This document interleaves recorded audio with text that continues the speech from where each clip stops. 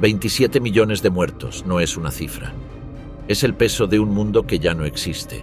Mientras el mundo occidental recuerda el día D, los tanques en el desierto de África del Norte y las bombas sobre Londres, hay una guerra diferente, más colosal, más cruel, más decisiva que ocurrió al este.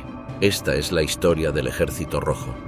La historia de cómo la Unión Soviética, con errores descomunales, con millones de sacrificios, con generales que aprendieron bajo el fuego más intenso jamás visto, detuvo, giró y finalmente destruyó a la Wehrmacht, la máquina de guerra más letal que Europa había producido jamás.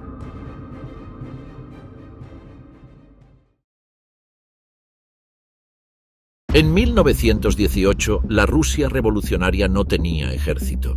Tenía milicias de obreros armados, marineros amotinados y el fantasma disperso de lo que alguna vez fue el ejército imperial. Quinto I. Lenin y su comisario de Asuntos Militares, León Trotsky, necesitaban construir una fuerza combatiente desde cero, en medio de la guerra civil más sangrienta que ese país jamás había presenciado. La solución fue brutal y pragmática. Reclutar a decenas de miles de exoficiales del ejército zarista, los llamados especialistas militares, y mantenerlos bajo vigilancia política mediante el sistema de comisarios. Cada unidad tenía un comandante militar y un oficial político, cuya firma era necesaria para validar cualquier orden significativa. Era un sistema de desconfianza institucionalizada. Funcionó porque debía funcionar. La Guerra Civil de 1918 a 1921 forjó la mentalidad militar soviética de una manera que persistiría durante décadas. Los trenes blindados que transportaban reservas de un frente a otro, desplazando unidades enteras por líneas interiores para taponar brechas, crearon lo que se conocería como la Guerra de Escalones. Algunas divisiones de infantería cambiaron de frente hasta 5 veces en el transcurso del conflicto. Esta experiencia generó una comprensión profunda de la necesidad de reservas estratégicas escalonadas en profundidad, una lección que el Ejército Rojo nunca olvidaría. Pero la Guerra Civil también enseñó algo más. El comandante de Guerra Civil, Mikhail Nikolayevich Tukhachevsky, y el teórico Vladimir K. Triandafilov llegaron a una conclusión que cambiaría la historia del arte militar. Los ejércitos modernos eran demasiado grandes para ser derrotados en una sola batalla catastrófica. Necesitabas desarticular al enemigo con sucesivas operaciones ofensivas, cada una seguida de una explotación rápida hacia la retaguardia antes de que el defensor pudiera reorganizarse. De ese principio nació lo que los soviéticos llamarían el arte operacional, y dentro de él, la operación en profundidad. No era simplemente atacar. Era atacar simultáneamente en múltiples profundidades, neutralizando todas las defensas del enemigo al mismo tiempo, empleando tanques, artillería, aviación e infantería mecanizada en una danza coordinada que impidiera al defensor crear un frente firme. En los años 30, mientras el mundo miraba hacia otro lado, el Ejército Rojo se convirtió en el laboratorio más avanzado de guerra mecanizada del planeta. Para 1936, la Unión Soviética había formado sus primeros 2 cuerpos mecanizados, 3 años antes de que Alemania creara sus primeras divisiones Panzer. Las regulaciones de campaña provisionales de ese año codificaron conceptos que los teóricos alemanes apenas comenzaban a articular. El arsenal soviético incluía miles de tanques. La producción había alcanzado 3.000 vehículos blindados por año desde 1933. Los ejercicios de gran escala probaban el uso combinado de fuerzas aerotransportadas, blindadas e infantería motorizada para penetraciones operativas de 100 kilómetros o más. Había un problema, llamado Iosif Vissarionovich Stalin. La obsesión paranoica de Stalin con el control absoluto lo llevó en 1937 a desencadenar una purga del cuerpo de oficiales que rivaliza con cualquier desastre militar de la historia. Tukhachevsky, el genio que había concebido la operación en profundidad, fue arrestado el 27 de mayo de 1937.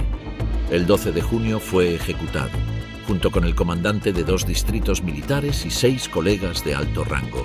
Las cifras de lo que siguió son casi inconcebibles. Los comandantes de los 16 distritos militares del país fueron purgados. El 90% de los comandantes adjuntos, jefes de Estado Mayor y jefes de sección. El 80% de los comandantes de cuerpos y divisiones. El 91% de los comandantes de regimiento, sus adjuntos y sus jefes de Estado Mayor. En total, entre 34.000 y 54.700 oficiales fueron destituidos, encarcelados o ejecutados. De los 5 mariscales de la Unión Soviética, 3 fueron fusilados. El historiador militar David Glantz, en su análisis de este período, concluye que las purgas no solo eliminaron la élite intelectual del ejército, sino que crearon un clima donde cualquier muestra de juicio independiente podía costar la vida. Oficiales jóvenes sin experiencia de combate fueron elevados de repente a mandos de división. Estudiantes del curso de 1938 de la Academia Voroshilov, entre ellos futuros luminares como A. M. Vasilevsky y M. W. Sakharov, se graduaron precipitadamente para cubrir vacantes que nadie quería ocupar. El ejército que existía en 1941 era, en palabras de un análisis contemporáneo, magnífico pero hueco. Tenía la estructura formal de una fuerza poderosa, no tenía el cerebro para operarla.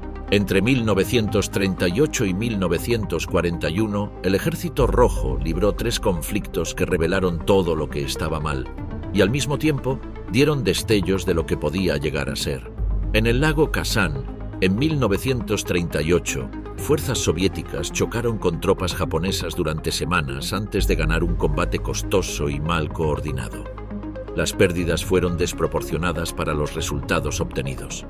Menos de un año después, en el río Khalkhin-Gol, en la remota Mongolia exterior, un oficial que había sobrevivido a las purgas, Georgi Konstantinovich Zhukov, recibió el mando de las fuerzas soviéticas con instrucciones de resolver el problema con los japoneses. Lo que Zhukov hizo el 20 de agosto de 1939 fue una clase magistral. Concentró en secreto 57.000 hombres, 498 tanques y 385 vehículos blindados. Organizó un ataque de envoltura clásico mientras una división territorial atacaba de frente para fijar al enemigo. En pocas horas, las fuerzas japonesas estaban encerradas.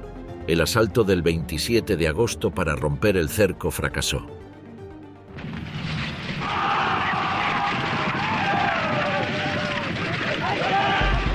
El 15 de septiembre, Japón firmó un acuerdo de alto al fuego.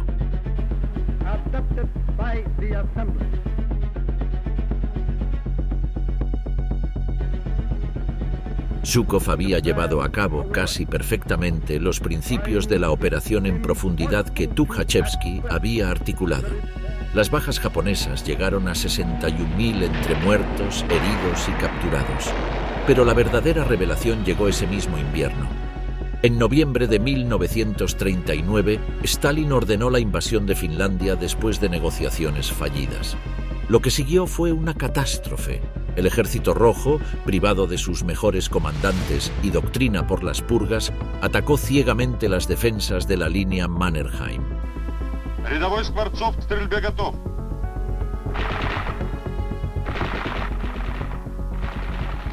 La 44ª División de Fusileros fue destruida casi en su totalidad en los bosques de Suomussalmi. Sus hombres, mal equipados para el combate ártico, se congelaron en sus posiciones mientras los esquiadores finlandeses los cercaban y desmembraban metódicamente. El comandante de la división fue fusilado, docenas de oficiales reemplazados. Las fuerzas soviéticas sufrieron 131.476 muertos y desaparecidos antes de que la situación se reorganizara lo suficiente como para romper las defensas finlandesas en febrero de 1940. Timoshenko tomó el mando en el noroeste. Entrenó duramente a sus tropas. Organizó grupos de asalto especializados, concentró la artillería. El 12 de febrero de 1940, un ataque completamente diferente, más preciso, más coordinado, más concentrado, penetró la línea Mannerheim. En marzo, los finlandeses firmaron el armisticio. El mundo exterior, y particularmente los altos mandos alemanes, vieron solo el desastre inicial. El historiador Karl van Dijk señala que los informes finlandeses de la mejora soviética en la segunda fase de la Guerra de Invierno llegaron a la inteligencia alemana y fueron ignorados. Hitler y el OKH extrajeron la conclusión que querían. El Ejército Rojo era incapaz de defenderse. Fue el error de cálculo más caro de la historia militar.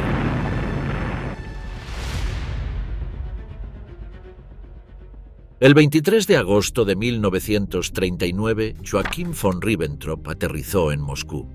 En pocas horas, los representantes de dos regímenes que se habían proclamado mutuamente enemigos mortales durante una década firmaron el Pacto Molotov-Ribbentrop.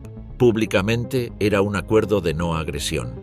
En sus cláusulas secretas dividía Europa Oriental en esferas de influencia con una frialdad que habría escandalizado a cualquier diplomático del siglo anterior. ¿Por qué Stalin firmó? La respuesta corta es que desconfiaba de todos por igual. La Conferencia de Múnich de 1938, donde Francia y Gran Bretaña entregaron los Sudetes checoslovacos a Hitler sin ni siquiera invitar a los soviéticos a la mesa, fue una señal inequívoca para Moscú. Los occidentales sacrificarían a la Unión Soviética si eso comprara paz para ellos. Stalin aparentemente calculó que si Hitler atacaba primero a Occidente, la guerra resultante duraría años, dándole tiempo para reconstruir su ejército destrozado por las purgas. Lo que no previó fue la velocidad del colapso francés. Cuando Francia cayó en 6 semanas en mayo y junio de 1940, Stalin se encontró de repente enfrentando a una Alemania que controlaba toda Europa occidental y su propio ejército aún estaba en recuperación. El pacto había dado a la Unión Soviética tiempo, pero no el suficiente. Y había comprado territorio, partes de Polonia, los estados bálticos, Besarabia, que ahora se convertía en una trampa. Las defensas de la antigua frontera polaco-soviética habían sido desmanteladas para construir nuevas posiciones en los territorios recién adquiridos.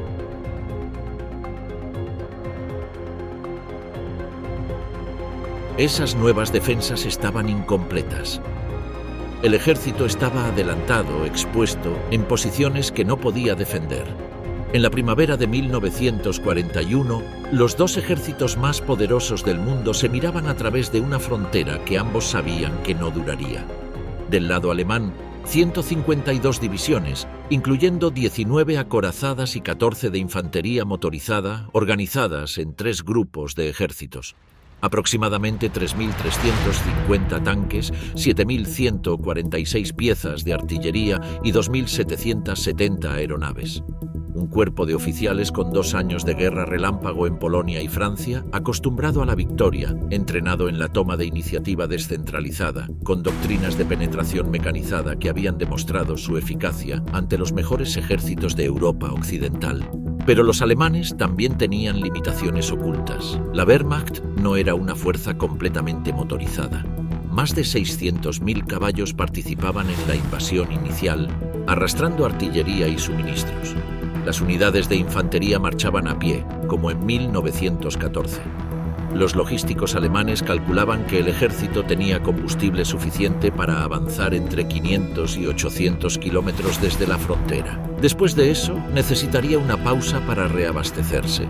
El sistema ferroviario soviético usaba un ancho de vía diferente al europeo, lo que significaba que los trenes alemanes no podían usar las líneas capturadas sin reconvertirlas. El general Franz Halder, jefe del Estado Mayor alemán, presentó estas cifras con precisión casi premonitoria en noviembre de 1940. Las ignoraron. Del lado soviético, sobre el papel un ejército formidable. En la realidad, un organismo en transición, convulsionado por reorganizaciones simultáneas, cambios de mando masivos y despliegues defensivos incompletos. Los 29 nuevos cuerpos mecanizados aprobados en febrero de 1941 no habían recibido sus equipos. Muchos de ellos tenían menos del 40% de sus tanques autorizados. El cuarto cuerpo mecanizado, considerado el más poderoso del ejército soviético, tenía 979 tanques, incluyendo 414 de los modernos KV y T-34. Pero la mayoría de los cuerpos mecanizados tenían mezclas de vehículos obsoletos, camiones requisados de empresas civiles que no podían funcionar en campaña y tripulaciones que apenas llevaban semanas con sus máquinas. Y sin embargo, el T-34 era, en casi todos los aspectos técnicos, superior a cualquier tanque alemán desplegado en junio de 1941. Su blindaje inclinado de 45 milímetros resistía la mayoría de los cañones anticarro alemanes.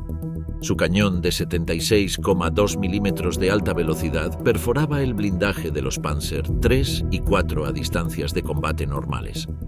Los cañones alemanes de 37 milímetros que equipaban la mayor parte de la infantería no podían penetrar su blindaje frontal. El tanque pesado KV-1 de 47,5 toneladas era directamente invulnerable a casi todas las armas alemanas, excepto los famosos cañones de 88 milímetros antiaéreos de la Luftwaffe. Si el Ejército Rojo hubiera tenido 4 años más para prepararse, el panorama habría sido radicalmente diferente. No los tuvo.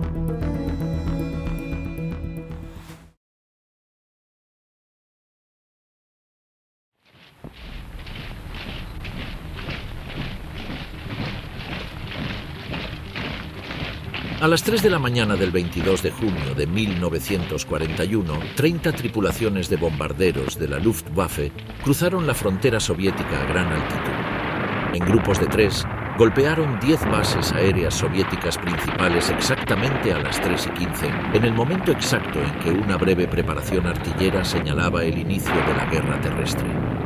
Cuando el sol salió, 500 bombarderos, 270 bombarderos en picada y 480 cazas atacaron 66 aeródromos soviéticos. El Ejército del Aire Rojo perdió más de 1.200 aeronaves en la primera mañana de la guerra, la mayoría destruidas en tierra antes de que sus pilotos pudieran despegar. Las comunicaciones soviéticas colapsaron en horas.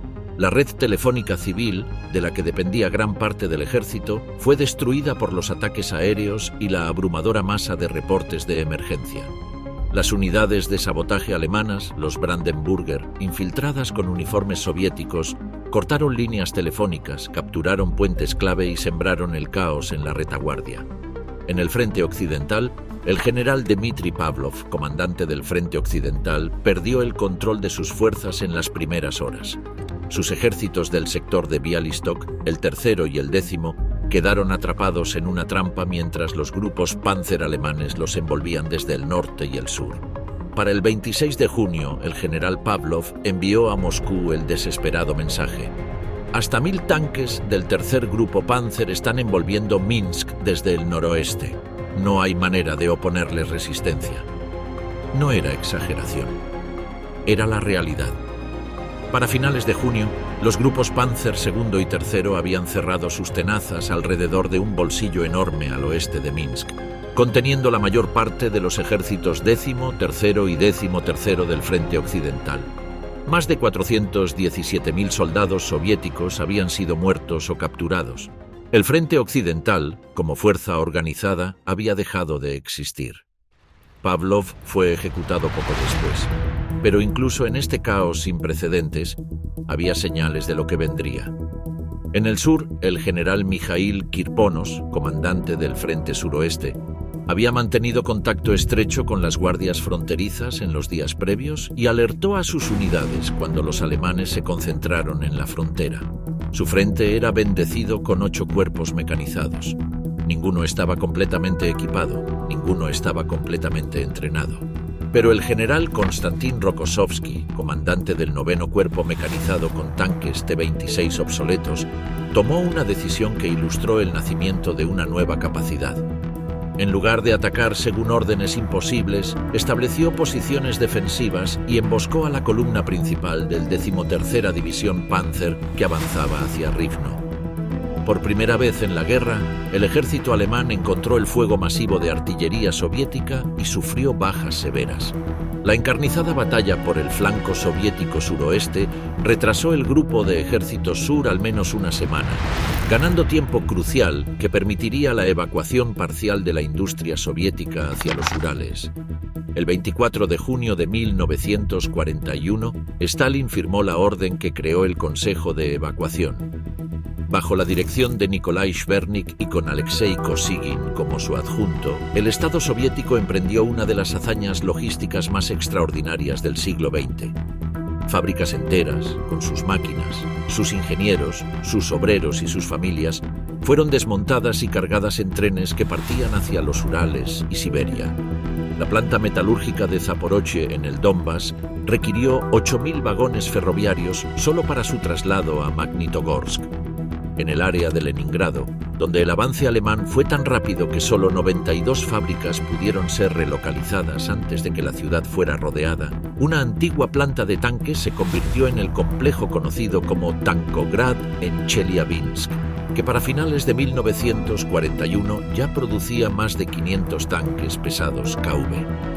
Para el 12 de diciembre de 1941, 523 empresas y 564.248 trabajadores con sus familiares habían sido evacuados de la región de Moscú en 100.334 vagones ferroviarios.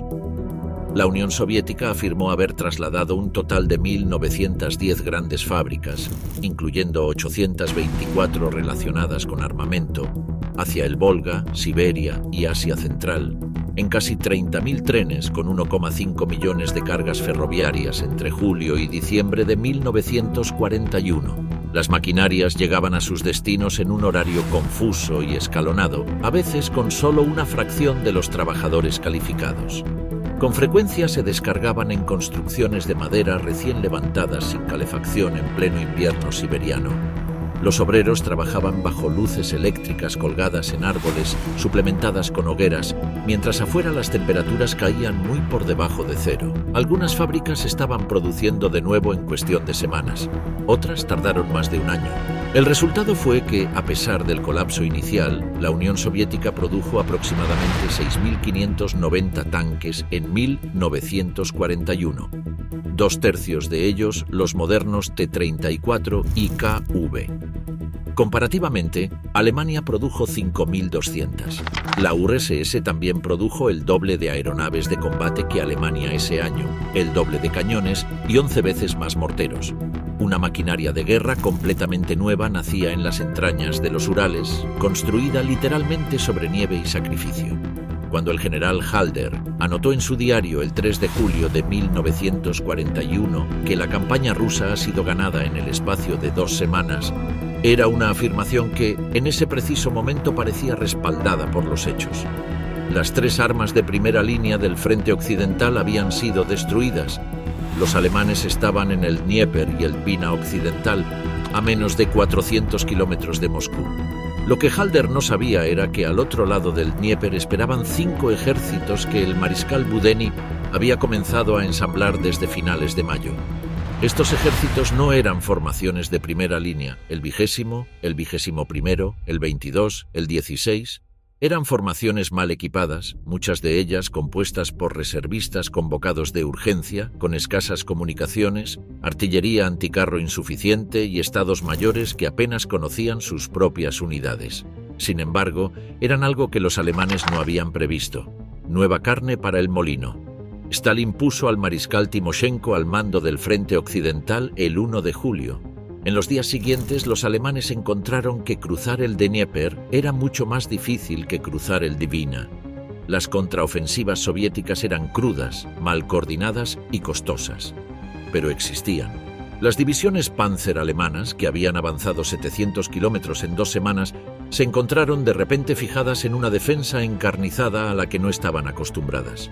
El 18 de julio, el Panzergruppe de Guderian había capturado las alturas de Elnya, a 82 kilómetros al sureste de Smolensk.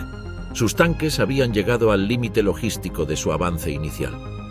Los tanquistas alemanes podían ver a lo lejos las cúpulas de las iglesias de la ciudad, que los mapas describían como la puerta a Moscú. Sin combustible, sin munición. Las divisiones se reducían a compañías, las compañías a pelotones. El comandante de la 18ª División Panzer escribió una nota que capturó el estado de ánimo. Necesitamos reducir nuestras bajas si no pretendemos ganarnos a la muerte. El 23 de julio, Zhukov coordinó la primera contraofensiva genuinamente organizada de la guerra.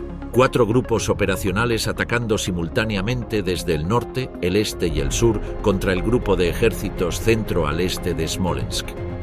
Los ataques fueron descoordinados, costosos y en gran medida fallidos en términos tácticos, pero fueron continuos. Por primera vez en la guerra, el grupo de ejércitos centro tuvo que detenerse para defender. El 30 de julio, la directiva Führer número 34 ordenó al grupo de ejércitos centro pasar a la defensiva y preparar sus fuerzas para operaciones futuras. Era la primera vez que los alemanes emitían tal orden desde que había comenzado la Blitzkrieg en 1939.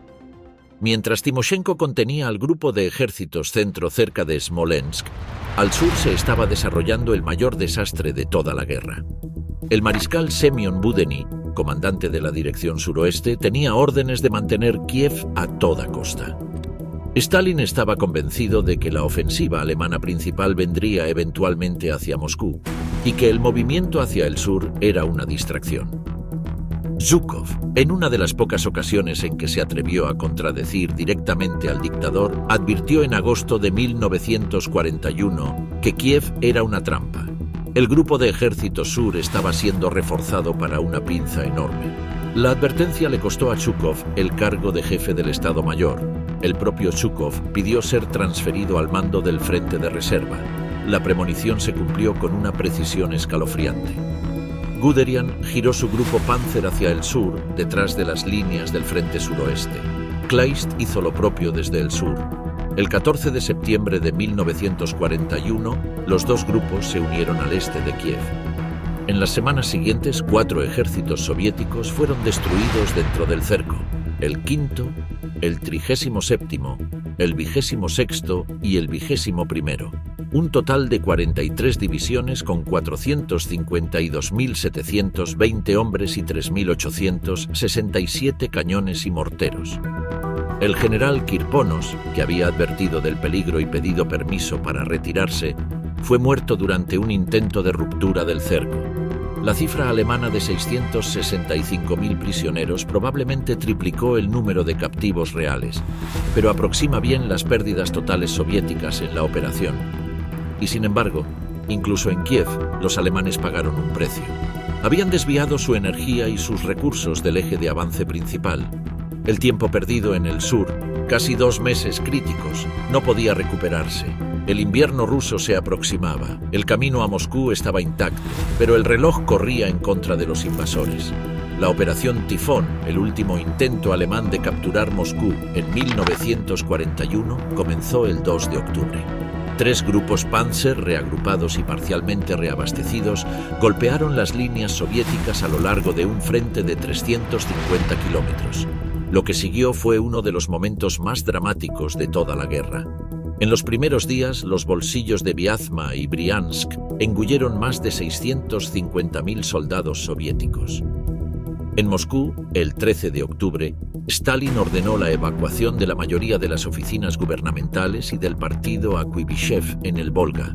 El anuncio de esta evacuación, combinado con rumores sobre los combates en Vyazma, produjo el 16 y 17 de octubre una situación cercana al pánico en la capital. Solo el anuncio radiofónico de que Stalin permanecía en la ciudad sofocó el caos. Zhukov fue enviado desde Leningrado para tomar el mando del frente occidental. Encontró que prácticamente no había fuerzas para defender el camino a Moscú. La batalla desesperada en el bolsillo de Vyazma, dirigida por el general Lukin, ganó días cruciales mientras unidades frescas llegaban desde Siberia. El general Katukov y su 4ª brigada de tanques, equipada con los nuevos T-34, usaron por primera vez tácticas que se convertirían en características del ejército soviético: emboscadas desde el bosque, ataques desde los flancos, repliegues controlados que atraían a los panzer alemanes hacia líneas de antitanques preparadas. Cerca de Matsensk, el 6 de octubre, Katukov infligió tal daño al grupo de combate de la 4ª División Panzer de Guderian que se abrió una investigación especial en el Estado Mayor alemán. Para noviembre, el terreno se había congelado, restaurando la movilidad alemana, y Bock lanzó su embestida final. El tercer ejército Panzer llegó a Klin el 24 de noviembre. Un puente sobre el canal Moscú-Volga fue cruzado, colocando tanques alemanes a menos de 35 kilómetros del Kremlin. Oficiales alemanes afirmaron que podían ver las torres de la ciudad a través de sus prismáticos. Fue el punto más cercano que la Wehrmacht jamás alcanzaría. El 4 de diciembre, las temperaturas cayeron a menos 15 grados centígrados. Los motores de los tanques alemanes no arrancaban sin ser precalentados durante horas. Los soldados, sin equipamiento de invierno adecuado, sufrían congelación masiva. Las divisiones de infantería habían perdido más del 50% de su fuerza de combate en 2 meses. Al mismo tiempo, Stalin había acumulado en silencio 3 nuevos ejércitos, el primero de choque, el 20º y el 10º, frescos, bien equipados y equipados con esquís, que esperaban en la reserva de la Stavka. Los soldados provenían de los distritos militares siberianos, curtidos en el frío, preparados para la guerra de invierno que los alemanes temían. A las 3 de la madrugada del 5 de diciembre de 1941, cuando la temperatura era de -15 grados centígrados y la nieve cubría 1 metro de profundidad, el frente de Kalinin lanzó la contraofensiva. Al día siguiente, el frente occidental añadió sus propios ataques desde posiciones al norte y sur de Dmitrov. La naturaleza del combate cambió de la noche a la mañana. Los esquiadores soviéticos y los batallones de caballería penetraban entre los pueblos que las unidades alemanas necesitaban para sobrevivir. Los T-34 avanzaban por caminos que los tanques alemanes no podían usar. En el norte, el primer ejército de choque expulsó la 7ª División Panzer de su cabecera de puente sobre el canal Moscú-Volga. En el sur, la caballería del general Belov cortó la ruta de suministros del 2º Ejército Panzer de Guderian. En 10 días, el grupo de ejércitos centro había sido empujado entre 100 y 150 kilómetros hacia el oeste. Klin fue liberada el 15 de diciembre. Guderian solicitó repetidamente autorización para retirar su ejército a posiciones más defensibles. El OKH no tenía autoridad para concederla sin el consentimiento de Hitler. El 25 de diciembre, tras un conflicto final con el nuevo comandante del grupo de ejércitos centro, el Feldmarschall von Kluge, Guderian fue relevado del mando. Hitler asumió el mando personal del ejército. Su orden de resistencia fanática ha sido criticada por generaciones de historiadores militares alemanes como otro ejemplo de interferencia aficionada. Pero en este caso, la mayoría de los analistas concluyen que la orden fue correcta. Los alemanes carecían de los recursos y el transporte para construir una nueva línea defensiva. Defender en el lugar, por duro que fuera, les permitía al menos conservar los rudimentos del abrigo y los suministros que les mantendrían vivos hasta que llegaran refuerzos. Lo que Stalin no comprendió fue que la victoria de diciembre no era el preludio de la derrota alemana, sino el fin de su propia ofensiva estratégica. Exigió a sus comandantes extender la contraofensiva en todas las direcciones simultáneamente, contra el grupo de ejércitos norte cerca de Leningrado, contra el grupo de ejércitos centro a lo largo de todo su frente, contra el grupo de ejércitos sur en el sur de Rusia. Zhukov y Shaposhnikov advirtieron que las fuerzas disponibles eran insuficientes. Stalin ignoró las advertencias. La contraofensiva se extendió. Las unidades de caballería penetraron cientos de kilómetros en la retaguardia alemana, pero carecían de la masa necesaria para explotar. El 2º ejército de choque fue enviado a través de una brecha hacia la retaguardia del ejército del norte alemán cerca de Leningrado. Quedó atrapado. Sus hombres resistieron en condiciones de pesadilla durante meses. En junio de 1942, el comandante que había sido enviado para rescatarlos, el general Vlasov, fue capturado. Su amargura por el abandono lo llevó a colaborar con los alemanes, un acto que los historiadores soviéticos borraron meticulosamente de los registros durante décadas. Para la primavera de 1942, la línea del frente se había estabilizado, el cansancio era mutuo, y ambas partes se preparaban para el verano.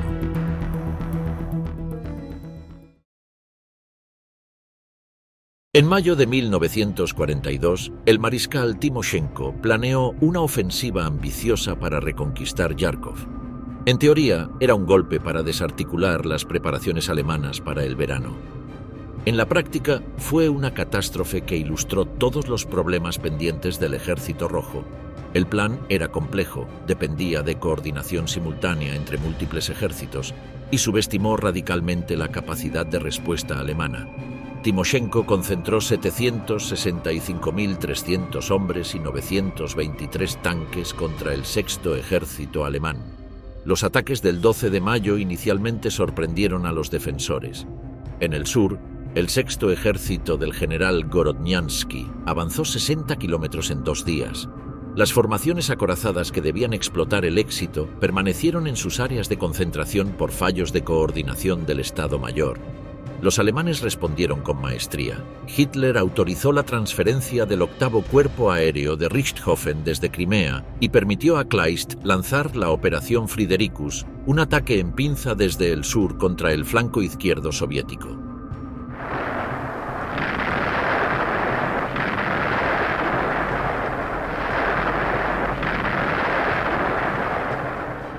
El tercer cuerpo motorizado de Geir von Schweppenburg, con 4 divisiones Panzer, cortó las comunicaciones del avance soviético el 17 de mayo. Los ejércitos soviéticos sexto y 57º, además de 2 cuerpos de tanques, fueron destruidos completamente. Los alemanes capturaron 239.036 prisioneros. La derrota en Yarkov precedió a la ofensiva alemana más ambiciosa del verano de 1942, la Operación Azul, cuyo objetivo era las reservas petroleras del Cáucaso y el control del Volga. Stalin, aún convencido de que el objetivo alemán real era Moscú, mantuvo sus reservas estratégicas en el centro mientras el flanco sur se derrumbaba. Para finales de julio, los alemanes habían alcanzado el Cáucaso. El primer ejército Panzer capturó los pequeños campos petrolíferos de Maikop el 9 de agosto, solo para encontrarlos sistemáticamente destruidos. El grupo de ejércitos B avanzaba hacia el este a lo largo del Don, y en el horizonte, una ciudad a la que nadie había prestado mucha atención comenzó a adquirir una importancia desproporcionada para ambos bandos. Stalingrado. En 1942, Stalingrado era una ciudad industrial de 600.000 habitantes, extendida a lo largo de 24 kilómetros sobre la ribera occidental del Volga. Suministraba equipos militares cruciales, pero lo que la convirtió en el epicentro de la guerra fue algo más simple y más fatídico: su nombre. Para Hitler, capturar la ciudad que llevaba el nombre de su enemigo tenía un valor simbólico que superaba cualquier consideración estratégica. Para Stalin, perderla era impensable. Ambos dictadores tomaron la misma decisión al mismo tiempo, por razones idénticas. Esta ciudad no se podía perder. El general Vasily Chuikov tomó el mando del 62º ejército dentro de Stalingrado en septiembre de 1942. Su instrucción operativa, nacida de la desesperación, se convirtió en doctrina: abrazar al enemigo. Mantener las líneas propias tan cerca de las alemanas que la aviación y la artillería pesada alemana no pudiera usarse sin destruir a sus propias tropas. Combatir metro a metro, edificio a edificio, piso a piso, en una guerra de proximidad donde la ventaja táctica alemana se anulaba. Las batallas por las ruinas de los complejos industriales de Stalingrado, la fábrica de tractores, las acerías Octubre Rojo, la fábrica de municiones Barricadi, son algunas de las más feroces de toda la historia militar. Regimientos que llegaban a la ciudad con miles de hombres se reducían a cientos en días.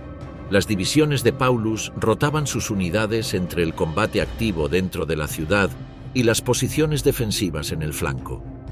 Las bajas alemanas crecían sin cesar. Al mismo tiempo, la Stavka ejecutaba algo extraordinario: la operación de planificación más meticulosa que el Ejército Rojo había realizado hasta entonces. Mientras el mundo miraba las ruinas de Stalingrado, lejos de los reflectores, 2 frentes soviéticos acumulaban silenciosamente fuerzas masivas a ambos lados del saliente alemán. El general Alexei Antonov y los planificadores de la Stavka habían identificado el punto débil fundamental. Los flancos del sexto ejército de Paulus no estaban protegidos por fuerzas alemanas, sino por los ejércitos rumano tercero y cuarto, pobremente equipados y con escasos cañones anticarro efectivos. La Operación Urano no buscaría penetrar a los alemanes. Los rodearía a través de sus aliados más débiles. El 19 de noviembre de 1942, a las 7:30 de la madrugada, el frente suroccidental del general Nikolai Batutin lanzó la ofensiva. La temperatura era de menos 18 grados centígrados. El 26º y el primer cuerpos de tanques del quinto ejército de tanques de Romanenko penetraron los sectores del ejército rumano tercero en cuestión de horas. 3 divisiones rumanas, que totalizaban 27.000 prisioneros, cayeron capturadas en los primeros 3 días. Los cuerpos de tanques avanzaron hasta 70 kilómetros por día, evadiendo los centros de resistencia. Al amanecer del 22 de noviembre, el teniente coronel G.N. Filipov organizó una audaz maniobra. Formó 5 tanques T-34 y 2 compañías de infantería motorizada en columna cerrada, con todos los faros encendidos, y avanzó hacia el puente norte de Kalach-on-the-Don como si fuera una columna alemana regresando de operaciones. Los centinelas alemanes lo dejaron pasar. El puente fue capturado intacto. Por el sur, el cuarto cuerpo mecanizado del general Volsky penetraba desde las posiciones del ejército rumano IV. El 23 de noviembre, el 26º cuerpo de tanques y el cuarto cuerpo mecanizado se unieron cerca de Sovetskoe. El sexto ejército alemán, 22 divisiones, 330.000 hombres, estaba encerrado. Lo que siguió fue uno de los desenlaces más oscuros de la historia militar moderna. El mariscal del Reich, Göring, prometió a Hitler que la Luftwaffe podría suministrar al sexto ejército por aire. Para sostener a 330.000 hombres se necesitaban al menos 600 toneladas diarias. La Luftwaffe nunca superó las 300 toneladas en ningún día. Muchos días entregó menos de 100. El general soviético P.S. Stepanov organizó el primer sistema soviético de defensa aérea sistemática de la guerra, anillos concéntricos de interceptores controlados desde tierra y baterías antiaéreas. Los lentos Ju-52, los aviones de transporte alemanes sin blindaje, volaban directamente hacia estas defensas. En el período más intenso del puente aéreo, la Cuarta Flota Aérea Alemana perdió 488 aviones de transporte y bombarderos reconvertidos. Más de 265 Ju-52, un tercio del inventario completo de Alemania. El mariscal von Manstein recibió el mando del recién creado Grupo de Ejércitos Don con órdenes de abrir un corredor hacia el bolsillo. La operación Wintergewitter comenzó el 12 de diciembre.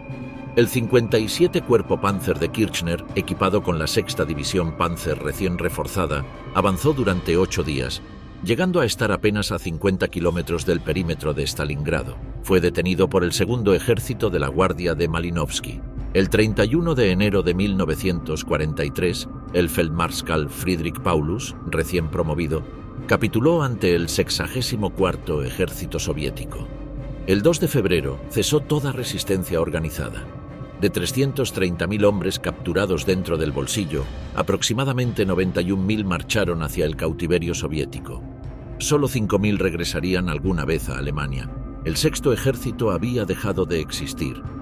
La victoria en Stalingrado demostró que el Ejército Rojo era capaz de planificar y ejecutar operaciones estratégicas a una escala que los alemanes no habían anticipado. Pero las semanas que siguieron también revelaron que los viejos problemas persistían. La tendencia de Stalin a exigir ofensivas en demasiados frentes simultáneamente y la incapacidad del ejército para sustentar explotaciones profundas sin quedar sobreextendido. En febrero y marzo de 1943, mientras el Ejército Rojo intentaba explotar Stalingrado hacia un colapso general del Grupo de Ejércitos Sur, Manstein ejecutó una contraofensiva magistral que recuperó Yarkov y detuvo el avance soviético en el río Donets. Las unidades soviéticas, exhaustas después de meses de operaciones ofensivas, carecían del combustible, la munición y los refuerzos para resistir el golpe de los blindados SS. Leibstandarte, Das Reich, Totenkopf, que Manstein había concentrado expertamente. Pero de las cenizas del fracaso soviético en la primavera de 1943 nació algo nuevo. El mapa del frente, con su peculiar curvatura, había creado un saliente que los alemanes solo podían mirar como una oportunidad. El Bulge de Kursk, un bolsón soviético de 250 kilómetros de norte a sur y 160 de este a oeste, que apuntaba hacia el oeste como un puño. La trampa perfecta. Los alemanes comenzaron a planear. Los soviéticos, perfectamente informados gracias a su servicio de inteligencia, que incluía fuentes dentro del propio cuartel general alemán, se prepararon para recibirlos.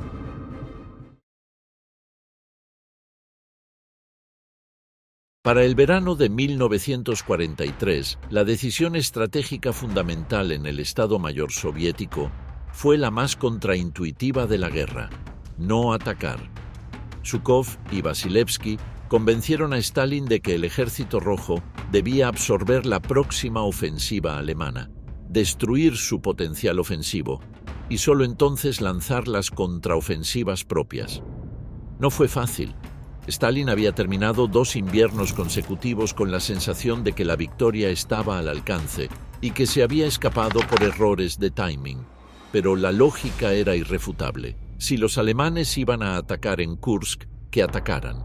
El Ejército Rojo construyó en el saliente de Kursk la red defensiva más elaborada que Europa había visto. 8 cinturones defensivos sucesivos, cada uno integrado con campos de minas, hasta 3.200 por kilómetro de frente, posiciones antitanque en profundidad y artillería concentrada.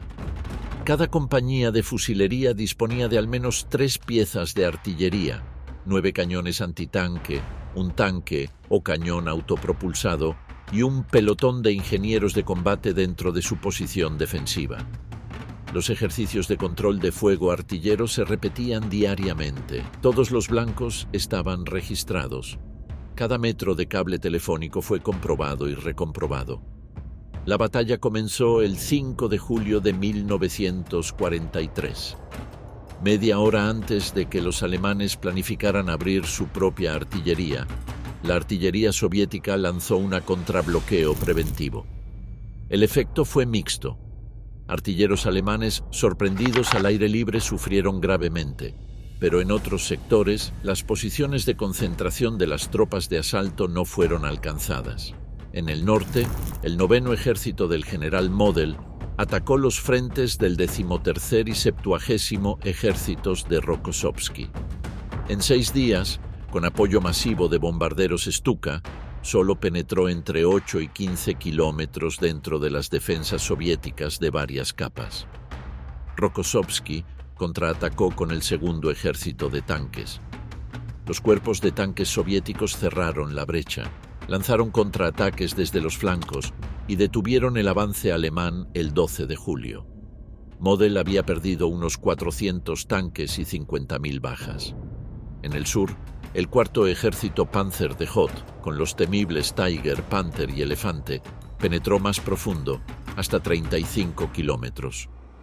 Pero Batutin comprometió el 1er ejército de tanques de Katukov en una defensa activa, enterrando tanques, lanzando contraataques continuos desde los flancos para cansar y degradar a los blindados alemanes.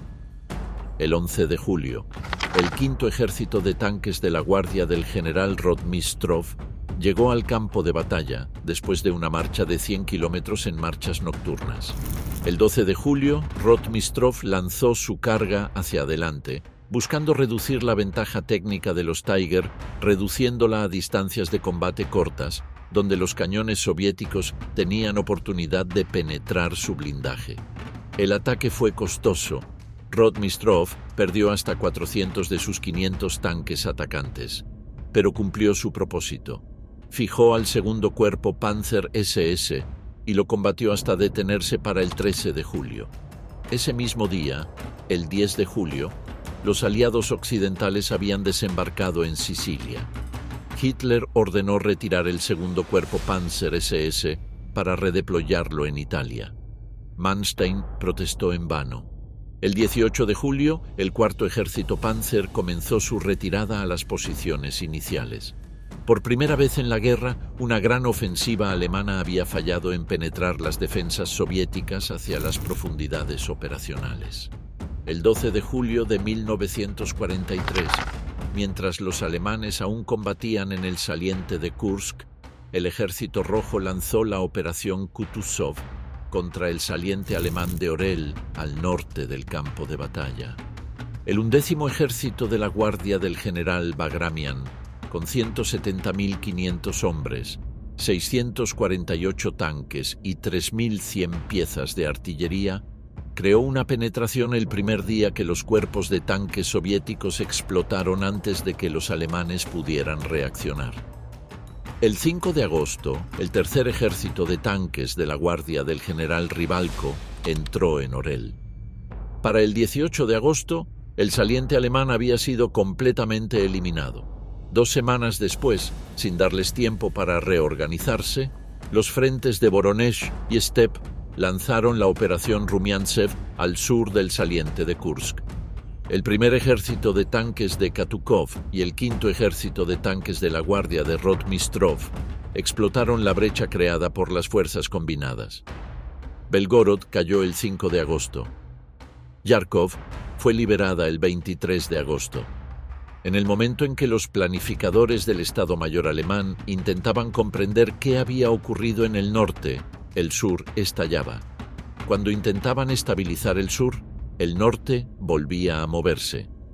Era el concepto de la ofensiva sucesiva que Tukhachevsky había articulado en los años 20 y que ahora, con un ejército maduro y suficiente masa, comenzaba a funcionar con una precisión mortal.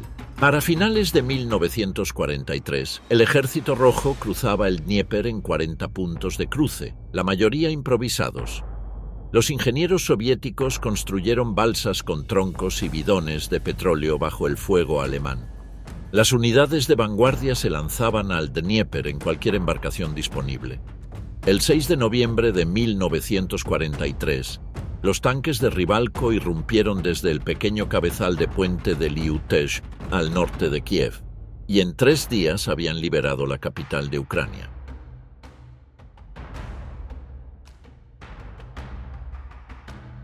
El año 1944 fue el año en que el Ejército Rojo demostró que no solo podía ganar batallas, sino secuenciarlas. Stalin planeó 5 ofensivas escalonadas que comenzaban en el norte y trabajaban hacia el sur como una marea que sube, impidiendo que los alemanes concentraran sus reservas en ningún punto antes de que el siguiente punto fuera golpeado. En el norte, el 14 de enero de 1944, el frente de Leningrado atacó desde un cabezal de puente en Oranienbaum que había sido secretamente reforzado durante semanas de infiltración nocturna. El segundo ejército de choque, con 5 divisiones de fusilería, 600 cañones y varias unidades blindadas, golpeó el flanco del 18º ejército alemán que asediaba la ciudad. Un día después, el resto del frente de Leningrado se unió. Para el 20 de febrero, el asedio de Leningrado, que había durado 872 días, había terminado. La ciudad que los alemanes habían prometido no tomar sino simplemente destruir, había sobrevivido. Sus ciudadanos habían pagado un precio que desafía la comprensión. Más de 1 millón de civiles murieron durante el asedio, principalmente de hambre. El invierno de 1941 a 1942 fue el más mortal. Hasta 100.000 personas murieron en enero de 1942 solo en Leningrado. Las personas se derrumbaban en la calle y morían antes de que nadie pudiera ayudarles. La ración de pan para los trabajadores no combatientes cayó a 250 gramos diarios. Para los dependientes, 125 gramos. En Ucrania, la maquinaria soviética funcionó con una eficiencia que habría sido inimaginable 2 años antes. La operación Korsun-Shevchenkovsky encerró 2 cuerpos alemanes, el 11 y el 32, en un bolsillo cerca del Dnieper. El general Konev ejecutó una elaborada operación de engaño, simulating la concentración del 5º ejército de tanques de la Guardia en los bosques al oeste de Kirovograd, mientras ese ejército se movía silenciosamente 100 kilómetros al norte. El 24 de enero, el 5º de tanques y el 6º ejército de tanques cerraron el cerco. Los contraataques alemanes de rescate llegaron a estar a menos de 15 kilómetros del bolsillo. Nunca lo abrieron. El 17 de febrero, el general Stemmermann dio la orden de ruptura con los supervivientes. Al amanecer, los tanques soviéticos y los cosacos a caballo cortaron a los fugitivos. Los soviéticos afirmaron 55.000 alemanes muertos o heridos y 18.000 capturados. El 22 de junio de 1944, el tercer aniversario exacto de la invasión alemana de la Unión Soviética, comenzó la operación que muchos historiadores militares consideran la mayor derrota de la historia del ejército alemán, no en Stalingrado, en Bielorrusia. La Operación Bagration fue un ejercicio de engaño estratégico y concentración operativa a una escala que los alemanes no habían creído posible. Mientras los blindados alemanes observaban el sur, convencidos de que la próxima ofensiva vendría contra el grupo de ejércitos norte de Ucrania, donde toda la inteligencia alemana señalaba una enorme concentración soviética, la Stavka había movido silenciosamente el 5º ejército de tanques de la Guardia, el 8º ejército de la Guardia y varias otras formaciones de primera línea desde el sur hacia Bielorrusia sin que la inteligencia alemana lo detectara. El grupo de ejércitos centro del Feldmarschall Busch tenía 63 divisiones defendiendo un frente de casi 600 kilómetros. Solo 4 divisiones estaban disponibles como reservas operacionales detrás de esa línea. Muchas unidades de esas supuestas reservas estaban comprometidas en operaciones antipartisanas en la retaguardia. Los sistemas defensivos consistían en un cordón de trincheras sin profundidad real. Hitler había designado varias ciudades como fortalezas, Vitebsk, Orsha, Mogilev, Bobruisk, que debían resistir indefinidamente, aunque ninguna tenía las guarniciones, el suministro o las defensas para hacerlo. La noche del 19 al 20 de junio, los partisanos soviéticos lanzaron una oleada coordinada de ataques contra las vías ferroviarias en toda la retaguardia del Grupo de Ejércitos Centro. Más de 10.000 puntos de sabotaje fueron activados simultáneamente. Las líneas de suministro, retirada y refuerzo, quedaron paralizadas.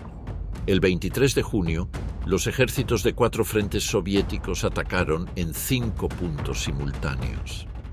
Para el 25 de junio, el 53 Cuerpo de Ejército alemán estaba encerrado en Vitebsk con 35.000 hombres. Para el 27 de junio, el primer Cuerpo de Tanques de la Guardia y el 9º Cuerpo de Tanques habían cruzado el Berezina y comenzaban a converger sobre Minsk por el norte y el sur respectivamente. El 4º ejército alemán, más de 100.000 hombres, quedó encerrado al este de Minsk.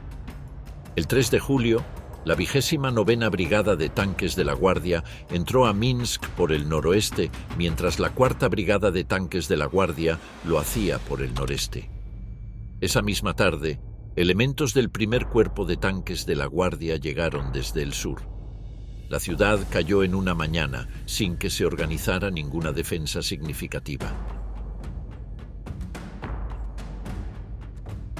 En 12 días, el Grupo de Ejércitos Centro había perdido 25 divisiones y más de 300.000 hombres. En las semanas siguientes, perdería más de 100.000 adicionales.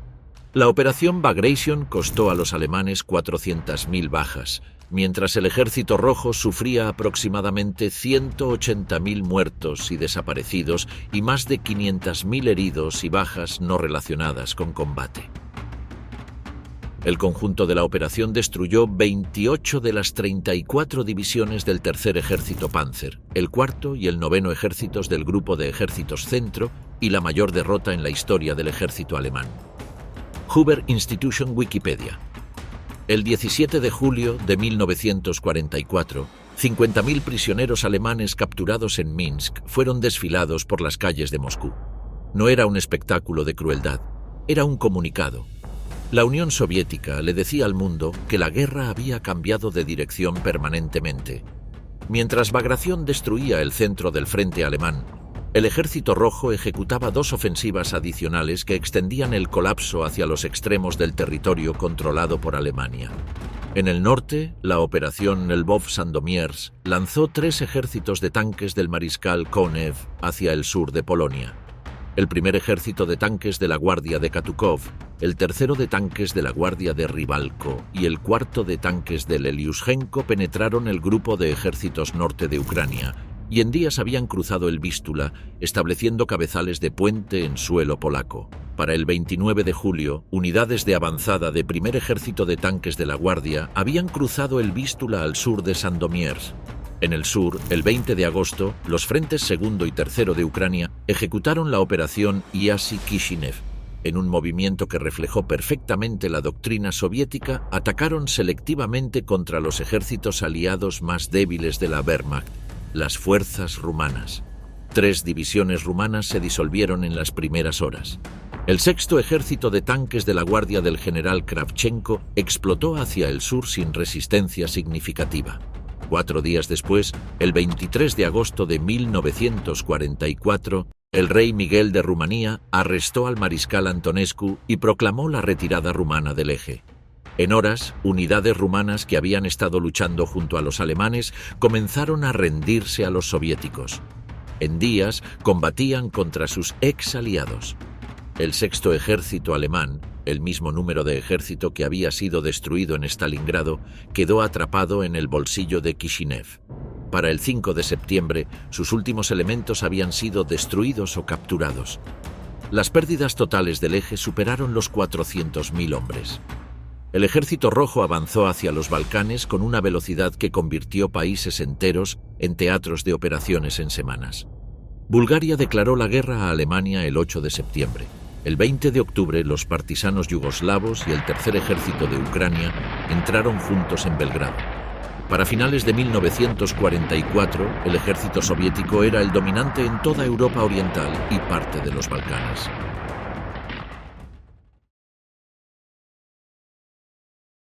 El 12 de enero de 1945, exactamente 8 días antes de lo planeado, acelerado a petición de los aliados occidentales que estaban siendo empujados por la ofensiva de las Ardenas, el Frente Primero Ucraniano de Konev atacó desde el cabezal de puente de Sandomierz.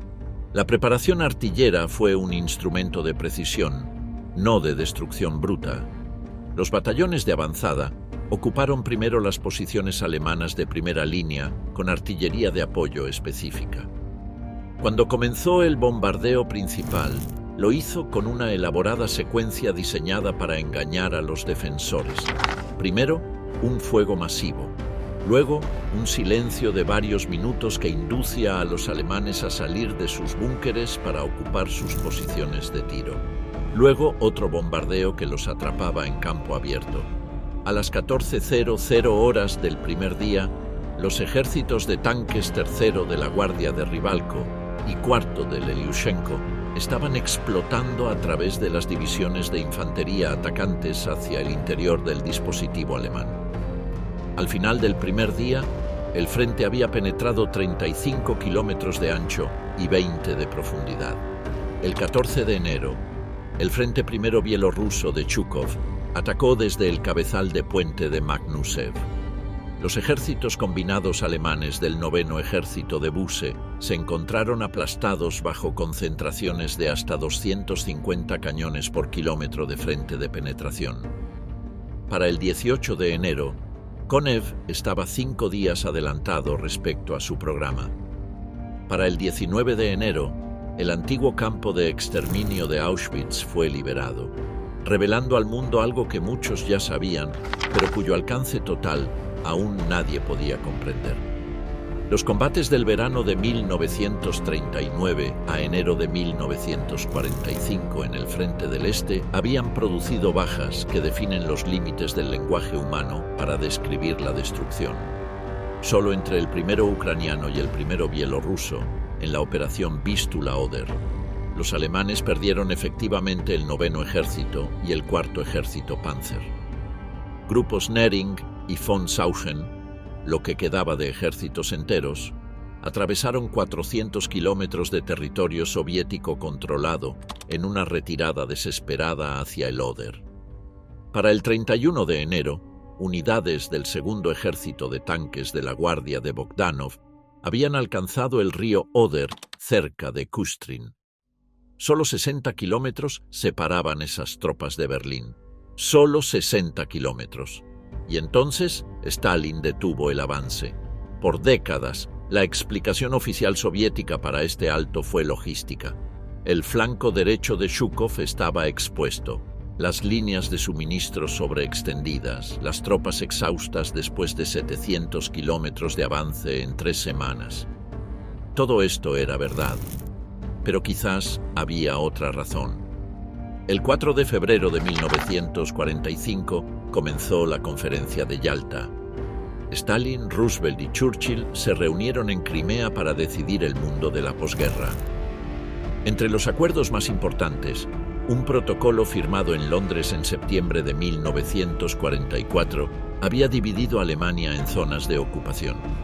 La Unión Soviética recibiría Berlín y el este de Alemania independientemente de quién tomara la ciudad. Ese acuerdo fue confirmado en Yalta, pero Austria, la Ostmark, que Hitler había anexionado en 1938, no estaba incluida en ese protocolo. Austria era técnicamente territorio no repartido. Stalin era el tipo de jugador de ajedrez que nunca dejaba escapar una pieza sin reclamarla. El 17 de febrero, apenas días después de que Yalta concluyera, Stalin emitió instrucciones que ordenaban al segundo y tercer frentes ucranianos preparar una ofensiva hacia Viena. Los mejores ejércitos de tanques, incluyendo el sexto de tanques de la Guardia de Kravchenko, fueron redirigidos al sur en lugar de al oeste. El 6 de marzo de 1945, Hitler lanzó su última gran ofensiva al norte del lago Balatón en Hungría. 10 divisiones Panzer, incluyendo la élite sexta SS Panzer Army de Dietrich, recién llegada de las Ardenas. La ofensiva penetró profundo en el frente soviético en el primer día. Tolbukin rogó a la Stavka que le permitiera comprometer las reservas designadas para la ofensiva propia. La Stavka se negó categóricamente. El frente se dobló, no se rompió. Para el 15 de marzo, la ofensiva alemana había expirado. Al día siguiente, los ejércitos soviéticos que habían absorbido el golpe más fuerte giraron y lanzaron su propia embestida.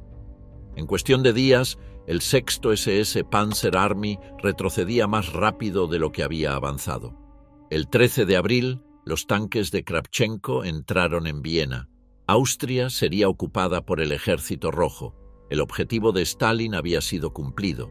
Al día siguiente, el 14 de abril, la artillería soviética abrió el bombardeo preliminar a lo largo del Oder y el Neisse. Berlín esperaba. El 16 de abril de 1945 a las 3 de la madrugada, 143 reflectores antiaéreos iluminaron el frente alemán frente a las posiciones de Zhukov en el cabezal de Puente de Kustrin. El plan de Zhukov era ambicioso, usar la luz para deslumbrar a los defensores mientras su infantería avanzaba. El plan falló. El polvo y el humo del bombardeo preliminar bloquearon la luz. Los soldados alemanes no estaban deslumbrados, estaban simplemente apuntando hacia la luz para ver desde dónde disparar.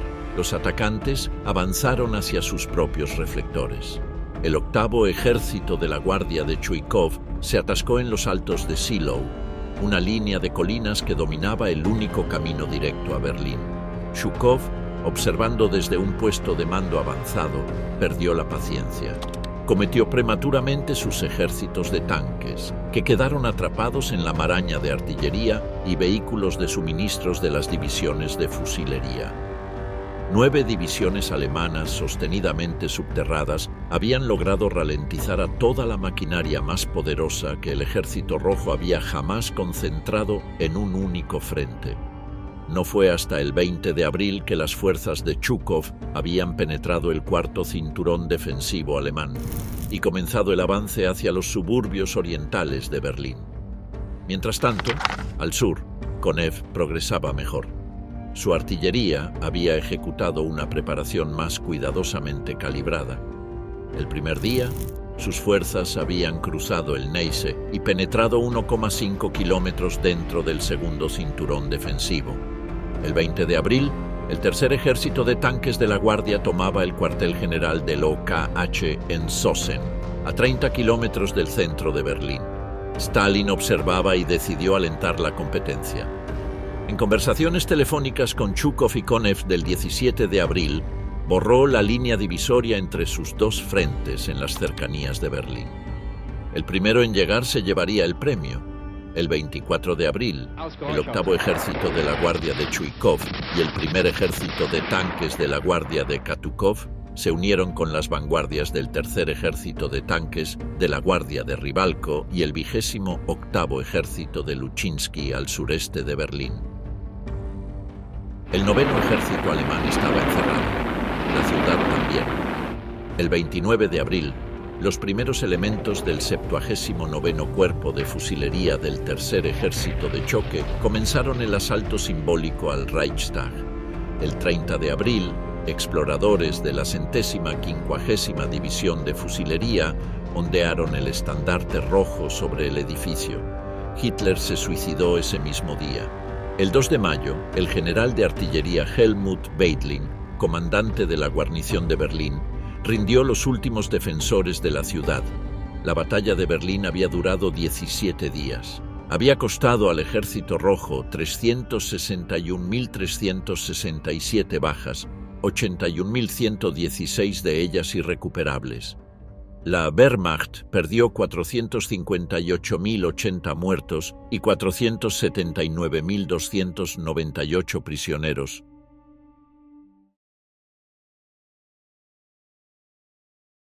La magnitud de la contribución soviética a la derrota del nazismo es difícil de comunicar con números, pero los números son todo lo que tenemos.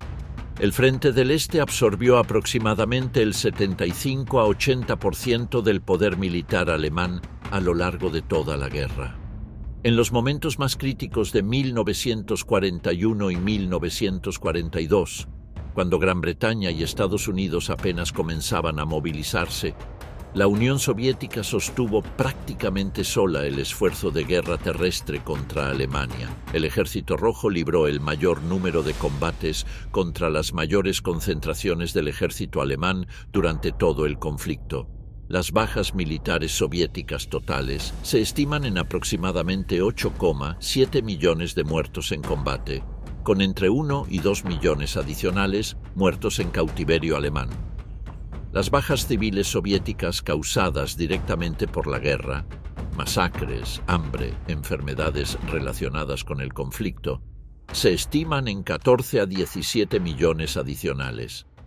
Las cifras exactas variarán siempre dependiendo de la metodología y las fuentes. La cifra total comúnmente citada de 27 millones de muertos soviéticos es una estimación ampliamente aceptada que intenta englobar todas las categorías de pérdidas.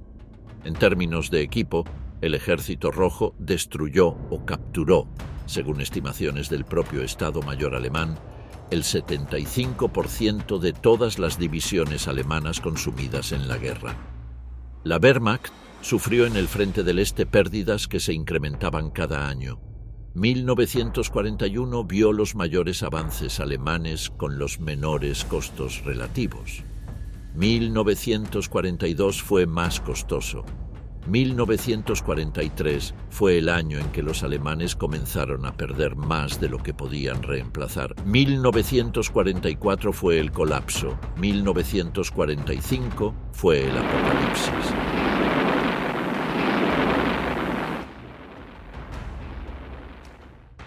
Lo que el Estado Mayor de la Wehrmacht documentó internamente y que sus memorias de posguerra intentaron minimizar, era que el Ejército Rojo hacia 1944 y 1945 era, en cualquier medida operacional objetiva, un ejército de primera clase. Sus comandantes, Zhukov, Konev, Rokossovsky, Vasilevsky, Malinovsky, Tolbuzhin, Bagramian, Batutin, habían aprendido bajo el fuego más intenso de la historia humana y habían sobrevivido y crecido precisamente porque el costo del error era la muerte, propia o de sus soldados o de ambos. El economista de la guerra Harold James observó que los aliados compraron la derrota alemana en sangre soviética y pagaron en lata de spam. No es una metáfora perfecta, pero capta una verdad. El Lend-Lease angloamericano fue crucial para equipar al Ejército Rojo, especialmente los 409.000 camiones, que finalmente permitieron la logística de explotación profunda que la doctrina soviética siempre había exigido pero nunca antes había podido ejecutar, pero el precio en vidas fue soviético. La transformación del Ejército Rojo entre 1941 y y 1945 es uno de los fenómenos más notables de la historia militar. Comenzó como un ejército decapitado por las purgas, sorprendido institucionalmente, atrapado en transición entre doctrinas, con comandantes aterrorizados a tomar iniciativa, con comunicaciones que se derrumbaban bajo el primer choque y con una logística que no podía sostener las operaciones que su doctrina exigía. 4 años después, era el ejército más experimentado en la historia de la guerra mecanizada. Sus comandantes habían aprendido a coordinar artillería, blindados, infantería y aviación en operaciones combinadas a una escala que ningún otro ejército había intentado. Sus estados mayores podían mover múltiples ejércitos en complejas reposiciones sin que la inteligencia enemiga lo detectara. Sus operaciones de engaño estratégico, la Maskirovka, eran ejecutadas con una sofisticación que repetidamente dejaba al OKH alemán creyendo que el ataque vendría en el sector equivocado. El precio de ese aprendizaje es incalculable. Cada año de la guerra, el Ejército Rojo perfeccionó sus técnicas mientras pagaba con millones de vidas. Los soldados que sobrevivieron los desastres de 1941 eran veteranos que habían aprendido con la sangre las lecciones que ningún manual podía enseñar. Los oficiales que sobrevivieron las purgas y los primeros meses de guerra habían demostrado en las condiciones más exigentes que eran capaces de pensar bajo presión extrema. Hay en el registro histórico un momento que resume mejor que ningún otro esta transformación. Es el 23 de junio de 1944, en el aniversario exacto de la invasión alemana, cuando 2,5 millones de soldados soviéticos atacaron el grupo de ejércitos centro a lo largo de 360 millas de frente. Los alemanes no lo vieron venir, aunque llevaban semanas en sus posiciones. El engaño había sido perfecto. La concentración había sido perfecta. La ejecución fue, en sus primeras horas, perfecta. Para cuando los alemanes comprendieron lo que estaba ocurriendo, ya había terminado. Ese ejército de 1944 era irreconocible comparado con el de 1941. Y sin embargo era el mismo ejército. Había aprendido, a un precio que ninguna nación debería tener que pagar por ninguna razón. Capítulo 26. La última campaña. Manchuria. El 9 de agosto de 1945, apenas 3 meses después de la rendición alemana, el Ejército Rojo ejecutó su última campaña de la Segunda Guerra Mundial, la invasión de la Manchuria controlada por Japón. El mariscal Vasilevsky coordinó 3 frentes soviéticos que totalizaban 90 divisiones, 5.000 tanques y 4.000 aeronaves. El ejército cuántico japonés contaba con 31 divisiones de infantería y 12 brigadas independientes, pero la mayoría habían sido creadas en la primavera de 1945, con hombres que previamente habían estado exentos del servicio o considerados no aptos, y muchas eran divisiones de guarnición sin artillería significativa ni capacidad anticarro. La inteligencia japonesa había concluido que el terreno montañoso e inhóspito de los flancos de Manchuria haría impracticable cualquier ataque soviético desde esas direcciones. Era el mismo error que los planificadores del Grupo de Ejércitos Centro habían cometido respecto a los pantanos de Bielorrusia 2 meses antes.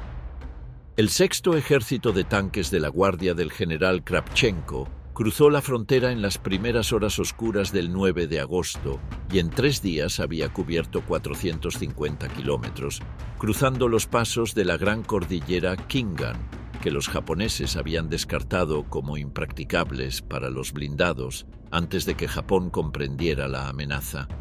Los adelantos de Lend-Lease habían incluido los barcos Sherman americanos, cuyos orugas más angostas resultaron inadecuadas para los pasos pantanosos. Los T-34 y los BT-7 tomaron la delantera. Para el 15 de agosto, el emperador Hirohito anunció la rendición. La campaña de Manchuria, que muchos esperaban que durara meses, se resolvió en 11 días de combate efectivo. Las bajas soviéticas fueron 2.031 muertos y 24.425 heridos. Las japonesas, mucho más altas, aunque la capitulación imperial terminó el combate organizado antes de que los cercos pudieran completarse. La campaña de Manchuria fue también un laboratorio. Vasilevsky reorganizó sus ejércitos de tanques con una estructura experimental que integraba más infantería motorizada y apoyo artillero que cualquier formación anterior. El sexto ejército de tanques de la Guardia incluía 25 batallones blindados y 44 motorizados, con 1.019 tanques y cañones autopropulsados. Era la estructura que el Ejército Rojo estudiaría para su posguerra. Más masa, más balance, más capacidad de sostenimiento. La última bala del Ejército Rojo en la Segunda Guerra Mundial se disparó en los archipiélagos Kuriles en las semanas que siguieron a la rendición japonesa del 2 de septiembre. Soldados soviéticos y japoneses combatían en islas que ambos sabían ya no tenían ningún significado estratégico. Era la inercia de la guerra, que es la fuerza más difícil de detener que existe en la naturaleza humana.